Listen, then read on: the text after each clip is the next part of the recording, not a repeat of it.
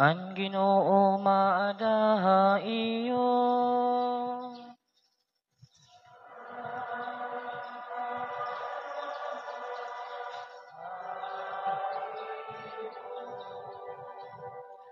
Pagbasa ti kangan Santos nga Ebanghelyo. Sumalakan San Marcos.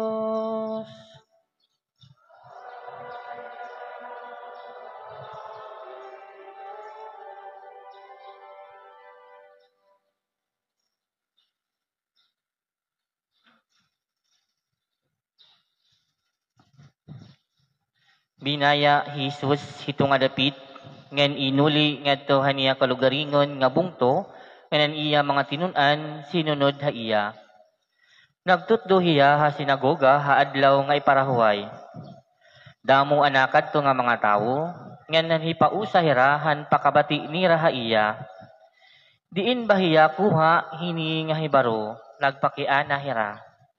Ano ini nga hibaro nga inahatag ha iya. Inuunan o baniya hin pagbuhat hin mga milagro. Dili ba hiya an panday nga anak ni Maria, ngan bugto ni Santiago, Jose, Judas ug Simon? Dili ba naguukoy dinhi an kababayin-an nga iya kabugtuan? Sanglit igin sa likway hiya nira. Nagsiring Jesus sa ira. Tinatahud an manaragna bisan diin nga dapit. Labutla didahan niya kalugaringon nga bungto. Haniya kaurupdan nganan iya panimalay. Waray hiya makahimo hin pagbuhat hin mga milagro dedto.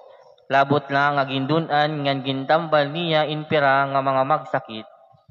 Dako aniya pagipausa tungod han kawaray nira pagtuo.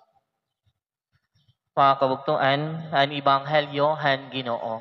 Pagdayawon ka, Kristo.